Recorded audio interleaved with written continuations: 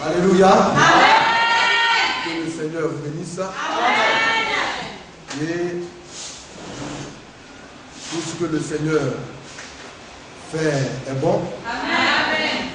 Quand il y a de bonnes nouvelles, on se réjouit. Mais en même temps aussi, nous nous souvenons aussi de ceux-là qui ont échoué. Vous voyez, l'échec n'est pas une fatalité, mais c'est une manière de rebondir et de la bonne manière. Alors pour le chrétien, quand cela vient, on se dit c'est Dieu qui permet cela. Dans la vie du chrétien, il n'y a rien qui est au hasard. C'est pourquoi nous avons à nous dire que toutes choses concourent au bien de ceux-là qui aiment Dieu. Aujourd'hui, nous voyons notre sœur Marie-Reine en train de danser. Mais hier, elle pleurait. Mais n'est-ce pas un moyen pour Dieu de la consoler? Et puis elle a travaillé. Quand on travaille, il peut arriver que ça échoue. Et après, quand on se remet en cause en toute humilité, quand on se reprend, alors les choses se passent bien. Et ça a été le cas de Reine et puis de notre sœur Doris. Jeanne, c'est vrai, a échoué, mais Jeanne est encore jeune. Et Jeanne aura l'occasion évidemment de se ressaisir. Et puis je bénis Dieu parce qu'elle a le moral assez haut. Jeanne même a décidé comme ça de reprendre. Parce qu'elle voulait reprendre. Alléluia. Amen. Alors je bénis Dieu parce que Jeanne est assez forte. Amen. Et Dieu la bénira pour cela. Amen. Alors nous sommes contents. Cela démontre aussi que les filles de Dieu sont intelligentes. Amen. Amen. J'étais là, je me préoccupais, mais c'est pas bon. Tout le temps les païens se réjouissent. Les païens crient de joie. Dans ma cour où je suis, il y a un jeune homme, un petit garçon qui a passé aussi le bac. Alors il s'est empressé parce que quand c'est comme ça, je leur donne des petits cadeaux. Tous les enfants qui sont dans ma cour, qui travaillent, tonton Eric te récompense. Tu ne travailles pas, tu n'auras rien. C'est ma manière d'aider les jeunes gens dans la cour, afin de les amener à prendre conscience et à travailler davantage. Amen. Et quand il a eu son bac, il a voulu, il s'est empressé. Un moment, il a tapé ma porte, mon portail. Yo, c'est lui. Il dit, attends, j'ai eu mon bac. Je l'ai félicité. Alléluia. Et il est parti tout heureux. Alors je me suis dit, mais ça, ce sont ceux-là qui ne connaissent pas Dieu. Dieu use aussi de bien faire avec eux. Mais il est temps aussi que Dieu pense en nous. Et Dieu merci, nos bien-aimés ont obtenu leur baccalauréat. Mais vous savez, obtenir le baccalauréat, c'est une chose. Mais ce n'est pas une fin. C'est pourquoi quand on est content, ou bien on est joyeux, on doit lui faire de la mesure. Le croyant, il est mesuré. C'est un diplôme. Ça doit vous permettre d'avancer. Mais faites de sorte que vous vivez longtemps pour avancer. Parce que les années passées, il y en a qui sont religieux, et puis 2 jours après, ils sont retrouvés dans la mer, et puis on n'a plus entendu parler d'eux. La seule fois qu'on lui rendrait ce témoignage, une jeune dame dont l'enfant a eu le bac, alors ils se sont réjouis à grande pompe, comme ils savaient assez de moyens, ils se sont empressés de faire partir leurs enfants, leurs enfants en Europe. Alors l'année qui a suivi, c'est le corps de l'enfant qu'on leur a envoyé. C'est pourquoi quand Dieu n'est pas dans une œuvre, c'est dangereux. Amen. Tout ce que nous devons faire, Dieu doit être à l'intérieur.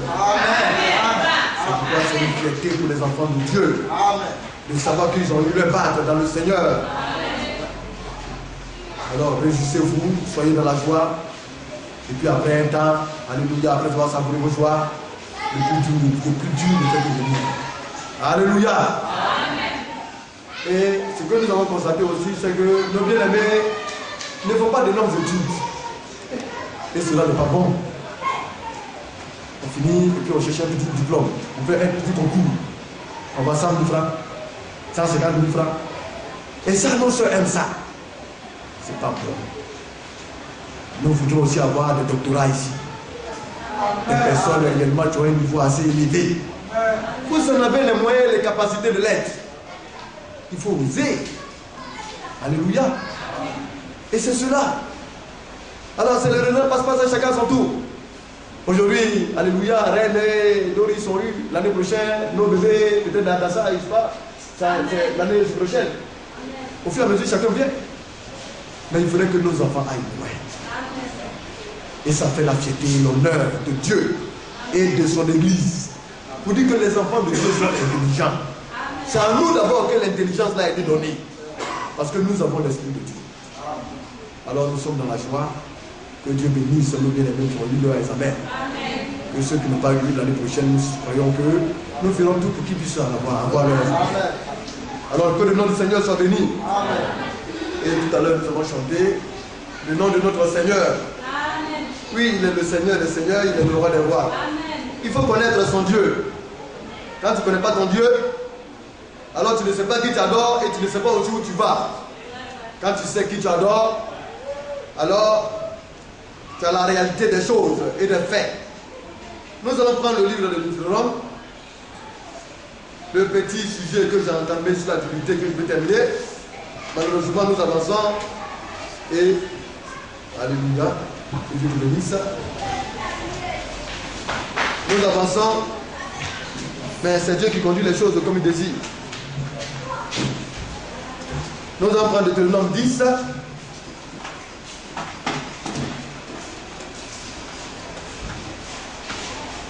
Nous allons lire à partir du verset 16. Alléluia. En attendant qu'il y ait un micro, je vais lire la parole de Dieu.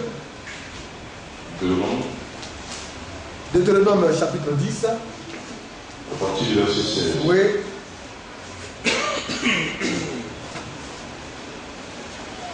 Vous circoncirez donc votre cœur et vous ne raidirez plus votre cou. Car l'Éternel, votre Dieu, est le Dieu des dieux, le Seigneur des seigneurs, le Dieu grand, fort et terrible, Amen.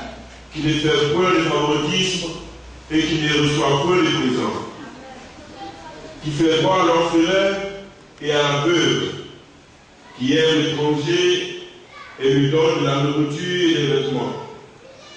Vous aimerez l'étranger, car vous avez été étranger dans le pays d'Égypte. Tu craindras l'Éternel ton Dieu, tu le serviras, tu t'attacheras à lui et tu jugeras par son nom. Il est ta gloire, il est ton Dieu. C'est lui qui a fait au milieu de toi ces choses grandes et terribles que tes yeux ont vues.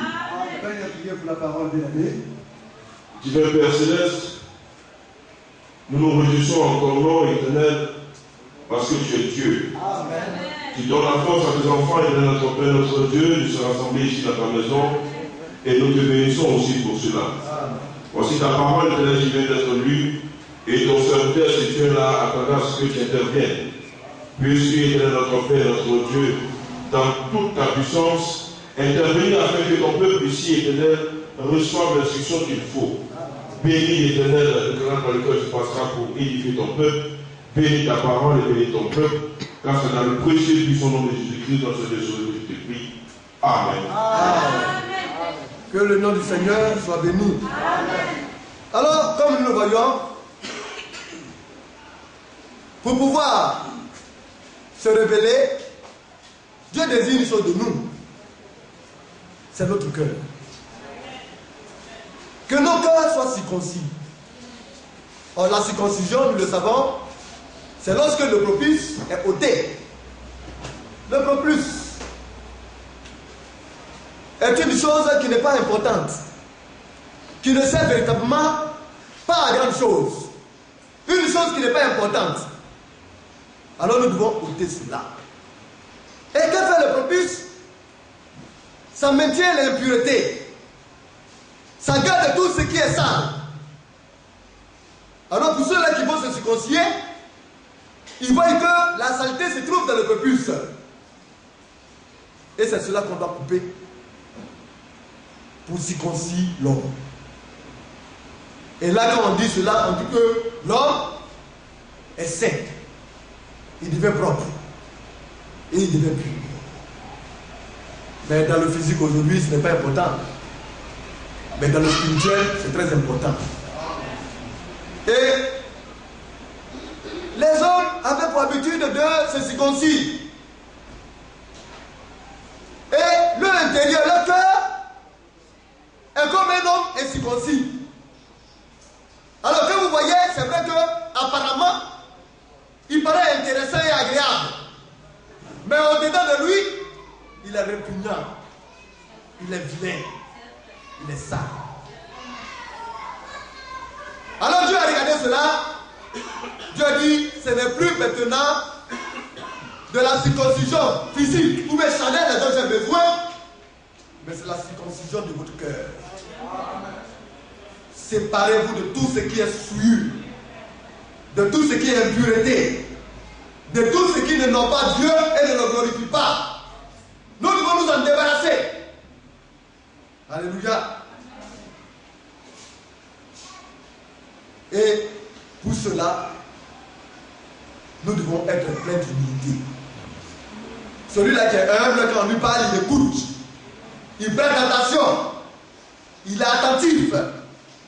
Il ne résiste pas. Alors Dieu dit, circoncillez vos cœurs et n'ayez pas le cou raide. Le cou qui raidit. Oui, il y a des hommes, quand ils sont là, ils pensent que ce sont eux qui sont les tours de contrôle. Dieu veut qu'on baisse la tête et qu'au devant de lui, nous disons que nous ne sommes rien. Amen. Et que sans lui, nous ne pouvons rien. Amen. Le verset 17 dit, car l'Éternel est votre Dieu. L'Éternel, Yahweh, c'est lui notre Dieu. Il n'y a pas deux. Le Dieu des Juifs, c'est le Dieu des chrétiens. L'Éternel est votre Dieu est le Dieu des dieux. Alors il y a beaucoup de petits dieux. Même nous-mêmes, nous sommes des dieux en miniature. Parce que nous avons reçu le pouvoir de notre Dieu. Et nous, en tant que des dieux, nous sommes supérieurs à ces faux dieux qui sont dans le monde. Mais notre Seigneur, il est le Seigneur, il est le Dieu des dieux. Oh Dieu, veut dire ce qu'on adore. Le petit enfant, il apprend à apprécier son papa. Il est influencé par le comportement de son père et de sa maman. Pour la petite fille surtout. Il regarde le caractère. Et il marche en fonction de ce qu'il voit. Parce que pour lui, son père, c'est l'être le plus supérieur qui n'ait jamais existé. Mais il y va pour nous, avec Dieu. Si nos enfants nous honorent de la sorte, et nous vivons la vie de ce Dieu, que ferons-nous? C'est pourquoi nous, étant de petits dieux, nous sommes, comme on le dit, adulés, respectés. Comme on le dit, nous sommes regardés par nos enfants.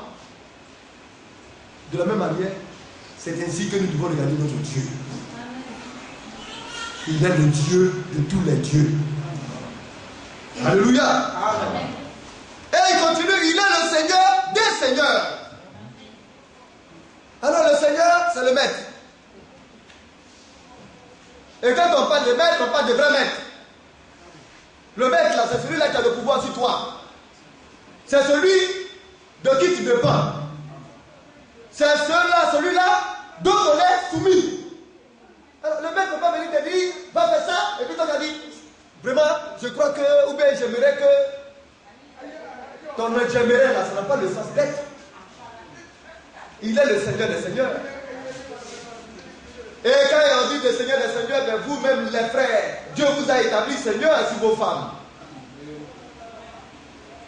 Ce n'est pas pour rien que Sarah a appelé Abraham son maître. il a fait de lui son Seigneur. Abraham était le Seigneur d'Israël. Et aujourd'hui, on voit un autre système qui pullule aujourd'hui. On voit aujourd'hui des personnes subordonnées, des personnes qui sont établies sous leur Seigneur, qui résistent à leur Seigneur matin, midi et soir. Ça, c'est un non-sens. Quand on connaît Dieu, alors on sait apprécier les choses comme il se doit. Et on fait les choses comme il faut. Et une femme ne peut pas dire à son mari, alors qu'il lui dit de faire une chose, elle va lui dire qu'elle va le faire pour le contraire. Ou bien elle va lui résister. Ça, c'est un non-sens. Et ça, c'est une bêtise humaine. Les filles de Dieu ne le font pas ici. Et de la même manière, notre Seigneur, qui est le supérieur de nous tous, celui-là de qui nous dépendons, celui qui est notre maître, il nous donne son conseil et sa parole. Et puis nous nous entendons. Nous disons, bon, nous allons faire pour nous comme il se doit. Nous allons essayer de faire à peu près ceci ou bien cela. C'est une folie. Il est notre Seigneur. Il est le Seigneur de tous les seigneurs. Amen. C'est pourquoi n'importe qui passe les deux comme ça pour dire je suis le Seigneur. Si tu n'as pas l'Esprit de Dieu, tu ne peux pas comprendre. Il a disposé des choses. Est-ce que vous pouvez penser que Dieu peut désirer votre malheur? Qui peut oser penser à ça? Quand on parle de Dieu, nous sommes là parce que nous savons qu'il est notre bienfaiteur. Et tout ce qu'il nous dit, c'est parce qu'il sait que c'est pour notre bien qu'il a permis ainsi. Mais il y va aussi des petits seigneurs. Un bon mari ne peut pas faire du tort à sa femme. Un bon mari ne peut pas nuire à sa femme. Il est son Seigneur parce qu'il doit lui donner tout l'amour dont Dieu a disposé en sa faveur pour elle. Et le Seigneur, il nous aime. C'est pourquoi il voudrait que nous puissions lui obéir en tant que maître et Seigneur. Bien-aimé, notre Dieu est notre Seigneur. Et il continue. Alors le Seigneur des Seigneurs n'est d'autre personne que le grand Dieu fort. Il est grand. Il est le grand Dieu. Et il est fort. C'est pour dire, si vous prenez parti pour lui, il n'y a rien qui pourra vous ébranler. Il n'y a rien qui peut venir vous surpasser. Il n'y a pas de force ou bien une autre force qui soit au-dessus de lui. Ce n'est pas possible. Ça n'existe pas. Il est grand. Et puis il est fort. Sa grandeur, rien ne peut surpasser cette grandeur. Sa puissance, sa force, rien ne peut égaler cette force. Mais ce qui a un tel Dieu, c'est que tu es gâté. Et en continuant encore, il dit, le grand Dieu fort et terrible, qui ne fait point de favoritisme et qui ne reçoit point de présent. C'est-à-dire lui, on ne peut pas le corrompre. Tu es riche, c'est ton affaire. Tu es pauvre, ça aussi c'est ton problème. C'est pas parce que tu es pauvre, parce qu'il a pitié de toi, que tu as sorti du cadre de sa voie. Lui, ce qu'il désire, c'est que nous demeurions dans sa voie. C'est que nous restions au beau milieu de sa parole.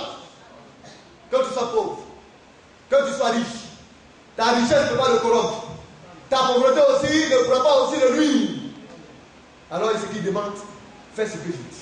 Amen. Alléluia.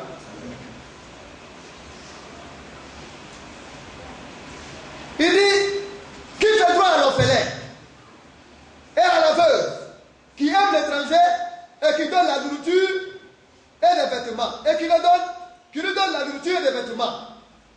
Alors notre Dieu aussi, voici sa particularité. Il fait droit à l'orphelin. Et il y a des gars qui sont véreux, très mal animés. Et c'est dans les familles qu'on voit ça.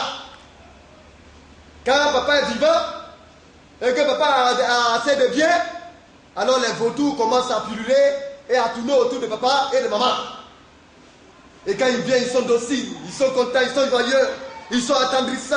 Non, vraiment, ma chérie, on dit quoi? Et vraiment, ta femme, et les enfants. Vous les voyez, vous pensez que ce sont des bons hommes. Mais ce sont des jaloux et des mal animés qui sont là. Que papa disparaisse. Et vous allez les voir, ils vont essayer de s'accaparer des biens qu'eux-mêmes ils n'ont pas souffert par voir. Afin de laisser les orphelins à la merci du monde et de son système impie. Mais beaucoup d'orphelins sont spoliés de leurs biens. Par qui? Par les soi-disant oncles. Et ça, comme il n'a pas les moyens et que l'État est mal organisé, mais vers qui vont-ils aller? Un petit enfant qui est orphelin, qui a ses oncles qui sont venus se mettre au-dessus d'eux et qui s'enrichissent au détriment de cet enfant-là. Si l'État était bien structuré, alors le droit de l'orphelin aurait été respecté. Mais le pauvre orphelin, il est là jusqu'à quand il grandit, c'est là qu'il se rend compte que son papa avait des biens. Mais peut-être qu'il avait besoin d'un livre pour passer son bac, ou bien son BPC. Ses oncles lui disent, ah, il n'y a pas d'argent. Alors qu'ils sont assis sur ses biens. Il n'a pas pu faire longues études. Il a arrangé maintenant pour reprendre les études, il devient comment? Il est sacrifié. L'homme est égoïste, ingrat et méchant. Alors le Seigneur dit que c'est lui qui fait droit au l'orphelin. Et c'est pourquoi c'est un privilège d'être chrétien. Amen. Parce que quand ton privilège est pour toi et que tu ne le sais pas, l'ennemi va venir te prendre ça. Il faut connaître ton droit. Quand on dit que tu es chrétien, il y en a qui sont chrétiens qui ne connaissent pas le droit des chrétiens. Il y en a qui ont reçu la grâce et qui ne savent pas disposer de la grâce de Dieu comme il se doit. C'est pourquoi j'interpelle mes bien-aimés frères aujourd'hui qui sont en fonction. Les cousins et les frères, c'est bien. Je ne pas du côté Chanel.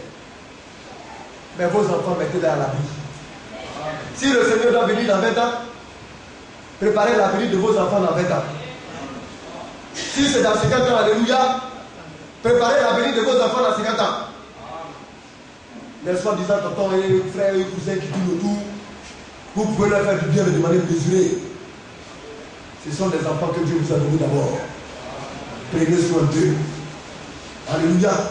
Et quand je vois venir, je dis aux frères, mais quand vous n'avez rien, il n'était pas autour de vous. Quand tu n'avais rien, ça veut dire qu'il ne t'aimait pas. Et comme maintenant tu as un peu, maintenant chaque dimanche tu as des visiteurs. Mais quand tu n'en avais rien, c'était tes frères en Christ qui te visitaient. Amen. C'est pourquoi le Seigneur a été clair dans sa parole. C'est Dieu ou bien. Amen. Si vous voulez faire du bien, faites premièrement du bien aux frères en Christ d'abord. Il y a une récompense ici, ça. C'est la promesse de Dieu. Faites premièrement du bien à vos frères en Christ d'abord. Et après les autres. Dieu n'a pas dit de ne pas faire du bien aux autres. Mais parce que le bien que tu as fait à un frère en Christ, même si demain tu n'es pas ton enfant là, ton frère en Christ peut mieux prendre soin de lui que ton propre frère. Parce qu'il n'a pas fini de prendre soin de tes enfants. Et aujourd'hui, la parole de Dieu est en train de s'accomplir.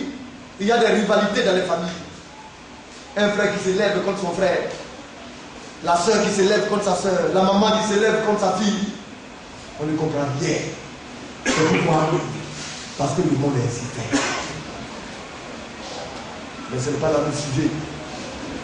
Comme Dieu prend soin des orphelins, il fallait qu'il nous pilote un peu dessus. Alléluia.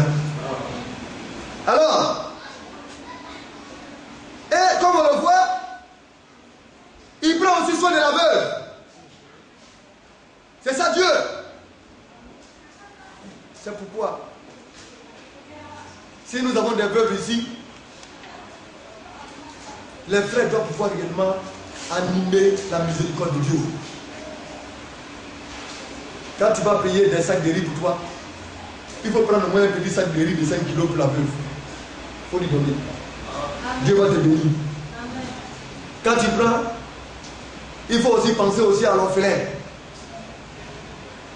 On a des orphelins. Alléluia. L'église en a plus soin. Mais aujourd'hui, beaucoup sont partis parce qu'ils n'ont pas été reconnaissants avec l'église. Mais Dieu est reconnaissant avec nous. Et Dieu nous bénira pour cela. Et il nous bénit même pour cela. Parce que la récompense ne vient pas d'un homme. Mais c'est de celui-là qui a établi toutes choses. Vous ne pouvez pas aller habiller vos enfants. Et puis vous avez un orphelin qui est là. Et puis vous le regardez.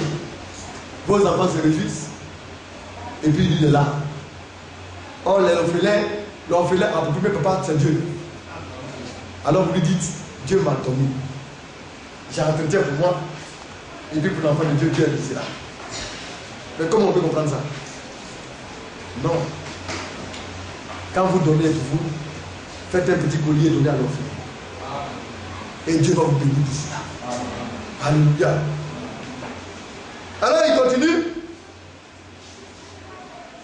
Nous sommes au verset 18. Qui fait droit à l'orphelin et à la veuve, qui aime l'étranger et lui donne la nourriture des vêtements. Alors Dieu a pensé à tout. C'est pourquoi il est Dieu.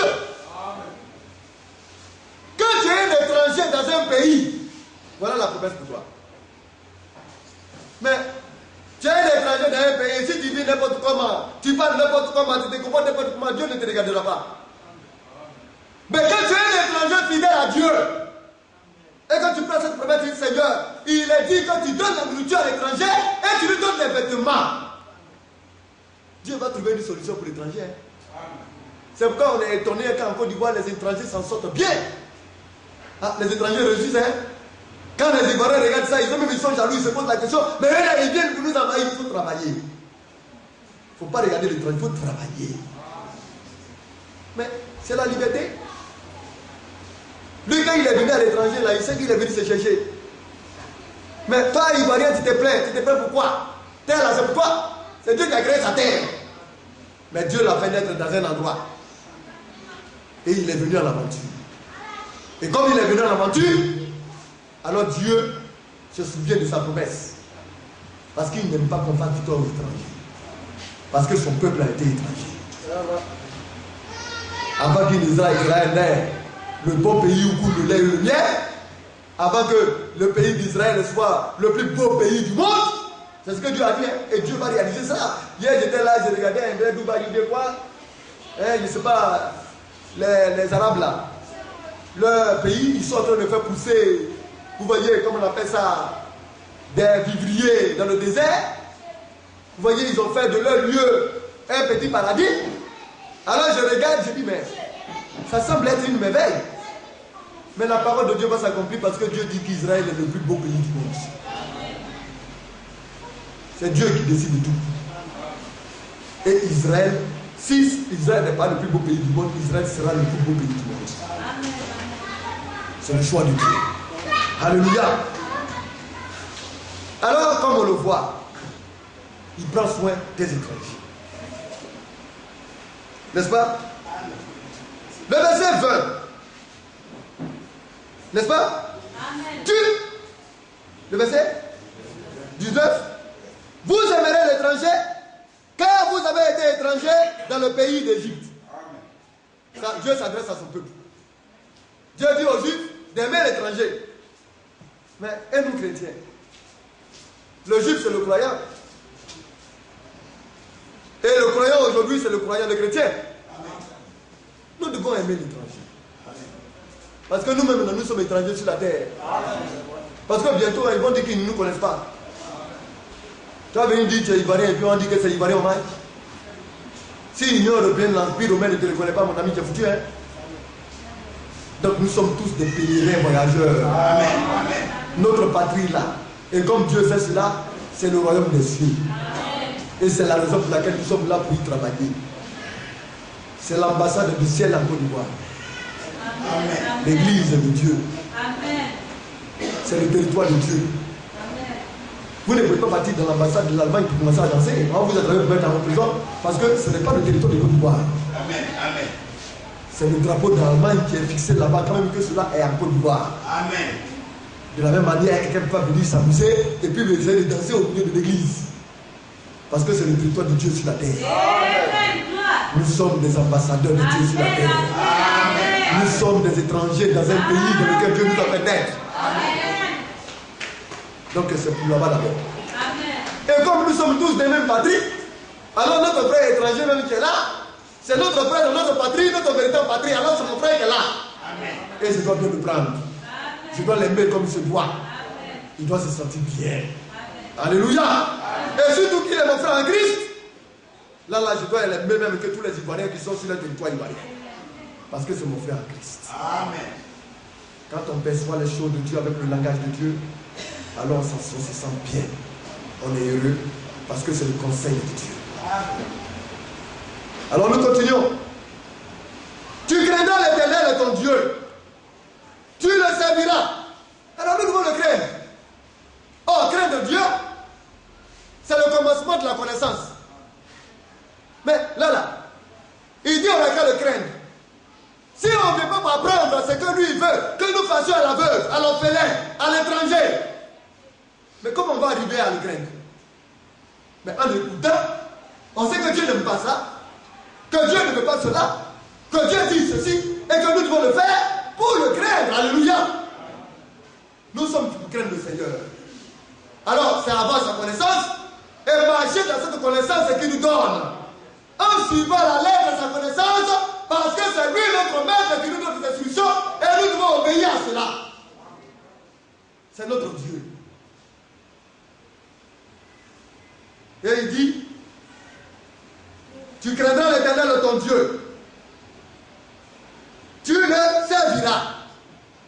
Évidemment, la venue régulière dans l'église fait partie de la base de la crainte de Dieu. La régularité, la fréquentation des lieux de culte. Mais où est-ce que tu as écouté la parole de Dieu? Les ministères de la parole de Dieu, là, il les a donnés et il les a établis dans l'église pour éclairer ceux-là qui sont dans la maison de Dieu.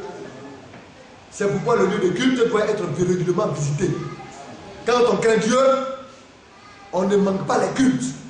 Parce que c'est là qu'on reçoit le conseil de Dieu. Et nous devons le servir.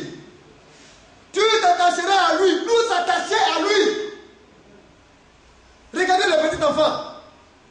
Quand il est attaché à son père, quand son père arrive à la maison, il est toujours dans les bras de son père.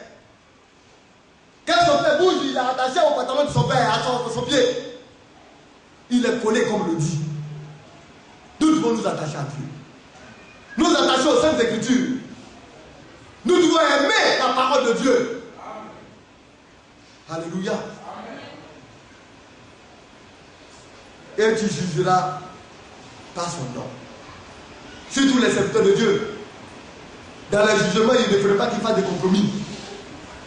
Non. Comme un frère X t'a fait quelque chose de bien, alors comme il a un jugement, tu peux le regarder de travers et mal le juger. Non. Ton travail, c'est pas ça. Ton travail, c'est de prendre le frère et de lui dire le conseil de Dieu. C'est de le juger selon la parole de Dieu. Alléluia. Mais ce n'est pas facile. Et malheureusement, nous le disons, beaucoup de pasteurs font fausse route. Mais ce sont les fidèles qui poussent les pasteurs à cela. Mais le pasteur, c'est un homme. Quand tu as affaire à lui, et qu'il voit que le fidèle ne le comprend pas, ou que le fidèle le traite mal, s'il veut mettre son ego d'homme de ça au départ de tout, il va faire du mal au fidèle. Ça va devenir de l'abus de pouvoir. Mais s'il est spirituel, il va comprendre le fidèle et il va se dire non, c'est son bébé. Un bébé là, quand tu le prends, il plie sur toi. Souvent il défait que sur toi. Quand tu le prends, tu penses qu'il est bien et puis il vomit sur toi. Tu n'as pas le frapper parce qu'il a vomi sur toi. Tu n'as pas le frapper parce qu'il a fait pipi sur toi. Et il y a des frères qui se comportent en bébé. Quand ils se portent mal, les serviteurs de Dieu doivent comprendre que les frères se portent mal. Il faut les aider. Mais malheureusement, c'est pourquoi il faudrait que les frères fassent attention. Alléluia. Mais la Bible, comme on l'a lu la dernière fois, a donné des moyens pour que les serviteurs de Dieu aient la joie pour conduire le peuple de Dieu. Il faut considérer les serviteurs. Oui. oui, c'est ici. Mais moi, le pasteur, mon rôle là, c'est quoi? Aucun serviteur de Dieu ne se dégrade comme un frère. Mais si moi, le pasteur, je suis un frère, manquer de respect à un serviteur de Dieu, je veux le juger comme musulman.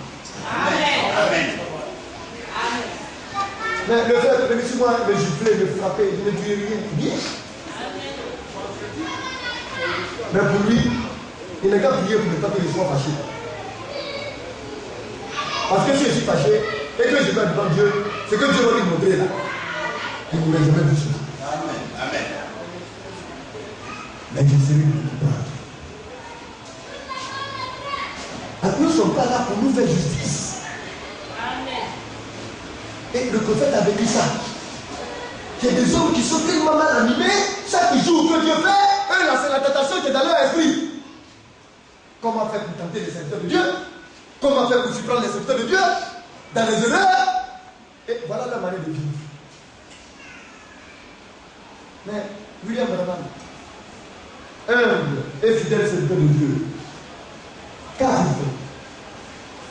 D'abord, il a aimé les frères de tout son cœur. C'est le secret d'un serviteur de Dieu. C'est l'amour. Aimer les frères. Ah non. Si un de mes fidèles a un problème, je serai là toujours pour lui. Même si je l'ai hier, il me dira sa faute. Parce que c'est sa vie d'abord qui m'intéresse. Et c'est ce que le messager disait. À un certain moment, quand tu insultes le messager de ton fidèle, Dieu directement te frappe. Parce qu'il n'a pas atteint une certaine place. C'est pourquoi les serviteurs de Dieu ont demandé ne jugez jamais un serviteur de Dieu. Parce que Dieu lui-même se charge de juger. C'est pourquoi en même temps, je dis aux frères, ce n'est pas à vous de vous faire justice. Si un frère ne veut plus écouter un serviteur de Dieu, je vais l'appeler dans le bureau et puis je vais lui demander pardon. Même il dit là, frère Eric, vraiment, moi je t'aime, je t'apprécie vraiment, frère Eric, vraiment, moi je vais rester avec toi. C'est pas histoire de 10 ans de ça, frère Eric. Hein? Si tu n'as pas l'amour d'un serviteur de Dieu, bien aimé, nous l'avons pas de lui. Parce que tu es déjà gâté. Parce que à chaque fois qu'il passera, ça se va devenir un jugement pour toi. Donc le pasteur va te demander pardon. Il faut aller où tu peux te sentir à l'aise. Parce que ici où vous êtes là, votre devoir là, c'est de considérer tous les serviteurs de Dieu qui sont dans la maison de Dieu. Amen. Et cela n'y va en fait bien. C'est de toi. En même temps, ce n'est pas facile. Parce que si le serviteur de Dieu s'entête et sort en émettant un jugement, et dit, c'est dangereux pour nous. C'est pourquoi Dieu dit, tu jugeras par mon nom. Quel nom? Le nom du Seigneur Jésus-Christ. Amen. Mais qui est le Seigneur Jésus-Christ? Il est le chemin, la vérité et la vie. Amen. C'est vous dire, amen. Quand tu vas juger, il faut conduire le croyant dans le chemin qui mène à Dieu. Le conduire dans la vérité et pour finir, faire de face de sorte que Dieu lui donne la vie. Voilà le nom dans lequel nous devons juger les frères. Et quand cela se passe, les frères se sentent bien. Les serviteurs de Dieu se sentent bien. L'église en harmonie. Et puis l'œuvre de Dieu va de l'avant. Alléluia. Amen. Tous les bien-aimés frères qui sont ici sont importants. Amen. Ce sont des fils et des filles de Dieu. Amen. Il n'y a pas un qui est supérieur à l'autre. C'est Dieu qui corrige les faiblesses et les tares. C'est Dieu qui nous amène à bon port. Amen. Alléluia. Amen. Et tous les serviteurs de Dieu qui sont ici vous appartiennent. C'est pour vous. C'est pour vous nourrir que le Seigneur les a disposés à vous. Alors le pasteur, c'est celui-là qui fait. Alléluia. Nous allons continuer un peu. Je n'ai même pas... Je ne peux pas entrer dans le sujet. Oui, continuez. Alors nous sommes au verset 20 maintenant, n'est-ce pas? Nous sommes au verset 21. Il est ta gloire, il est ton Dieu. Alléluia. Amen. C'est lui qui a fait au milieu de toi ces choses grandes et terribles que tes yeux ont vues. Dieu a fait des merveilles pour Israël. Mais aujourd'hui, quand nous on regarde le peuple de Dieu, nous on sait où on est quitté. Hein? Parce que quand vous faites le bilan, Dieu a fait de grandes choses pour nous. Mais ça fait maintenant quelque chose de 3 ans, 4 ans, on a oublié. C'est Caterpillar qui voulait venir casser le temple. Ah, on nous a donné 10 jours. Hein? Mais dans 10 jours, il y a un miracle. Amen. Ceux-là même qui ont voulu casser, ils nous ont regardé et dit, ils ne comprennent pas. Amen. Charlatan, tous ceux-là venus sont tombés dans nous là-bas. Amen. Amen. Amen. Mais sans parler encore d'autre chose. On a connu des moments difficiles. Alors qu'on doit payer le loyer du terrain sur lequel nous sommes. Il n'y avait rien. La fin du mois est arrivée. Dieu a amené quelqu'un qu'on ne connaît même pas. Il est venu déposer de l'argent. Et l'argent qu'on demandait, c'est ce qu'il a déposé puis il a dit. Amen. Alléluia. Il prend soin de sa maison. Amen. C'est vrai qu'on dit aux frères, payez vos dîmes, vos offrandes. Dieu n'a même pas besoin de votre argent. Mais si tu es conscient, tu vas savoir que ce que Dieu te donne là, c'est lui qui décide de ton sort. Est-ce que Dieu a besoin de notre argent pour prendre soin de l'église? C'est pourquoi il faut l'aimer et faire ce qu'il dit. Amen. Quand on paye nos biens et nos petits dîmes, on pense qu'on est important. On a vécu des choses, hein? Et si je ne me trompe pas, il vrai que la scène s'est passée à deux reprises comme ça. Attends, l'administrateur c'était là, l'administrateur là, j'étais là. Bien aimé, on ne comprend pas les actions de Dieu. Amen. Et puis quand tu veux t'élever contre un peuple, le peuple de Dieu, c'est toucher Dieu lui-même. Amen. Alors il est le Dieu grand. Amen. Il est le Dieu terrible. Amen. Alléluia. Amen. C'est pourquoi nous devons l'aimer. Nous allons prendre le livre de 1 Corinthiens. Chapitre 8.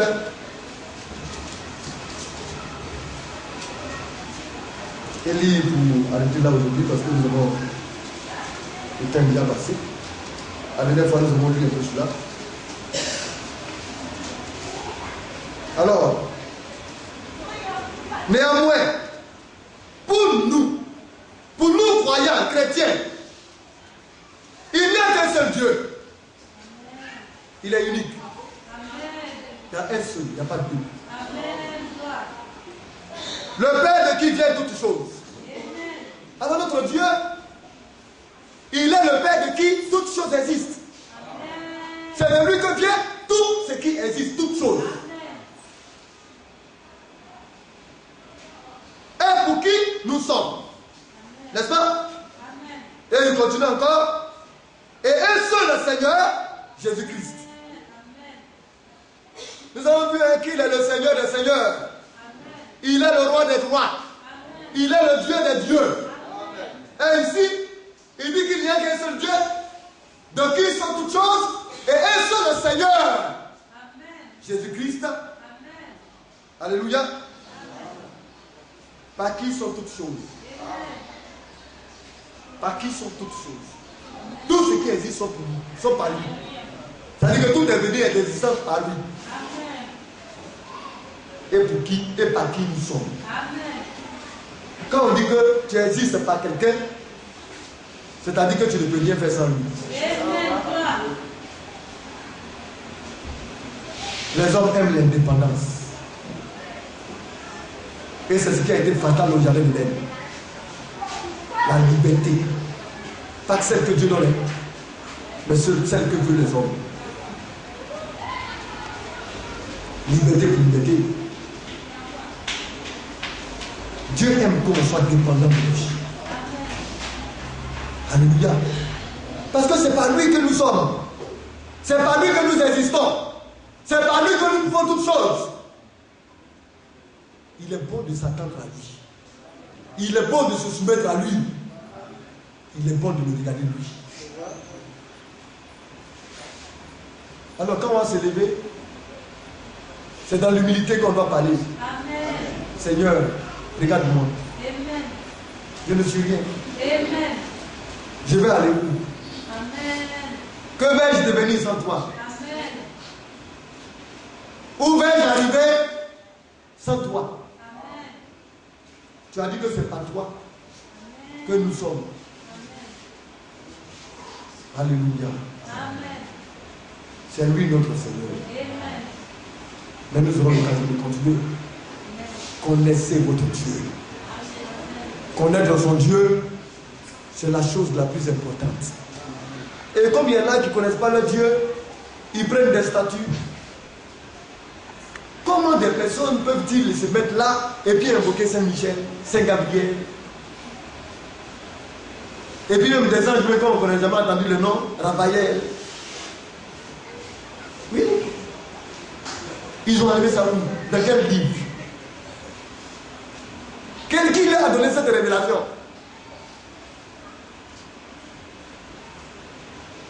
Je ne sais pas. Bien aimé, ce que Dieu nous a donné existe là. Un ange que Dieu n'a pas nommé, si vous connaissez son nom, c'est que c'est un ange de Satan. Amen. Oui, parce qu'il y en a qui ont été précipités sur la terre. Et il y en a qui sont restés dans les airs. Il y en a qui sont rentrés dans la Bible. Mais il est normal qu'il révèle le nom. N'est-ce pas? Amen. Et puis il y en a beaucoup comme ça. Dieu, quand on est parti, on dit que Michel a eu parfum. Michel est venu donner parfum à qui? Où ils ont enlevé ce parfum de Saint-Michel? Dans la Bible, vous avez vu une fois où Michel a parlé de parfum. On va mentir au nom de Michel. Et c'est des démons contre toi. C'est pourquoi on a des dévotions que pour le seul et unique Dieu. N'invoquez personne d'autre que lui. Hein? Il n'y a pas de raccourci ou bien d'allongement. C'est lui directement. C'est par Jésus-Christ notre Seigneur que nous pouvons tout. Alléluia. C'est pourquoi cette Marie, il faut intercéder. Intercéder comment? Quelle intercession? Non, comme ce moment. Dieu alors. Dieu qui n'a ni commencement de vie, ni fin de vie. Mais c'est quand il a été engendré en tant que fils engendré qu'il a eu une mère. C'est le fils de Dieu qui a eu une mère, mais Dieu n'a pas de mère. Et on prend cela, la pauvre Marie qui est au paradis, elle attend l'enlèvement. On dit qu'elle est montée au ciel. Quel ciel?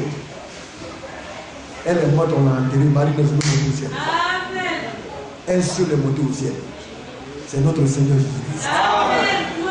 Et quand on sait cela, on est tranquille et paisible. Parce qu'on a l'assurance de ce Dieu qui nous a été révélé et dans lequel nous croyons. On ne peut pas se laisser distraire par n'importe quoi.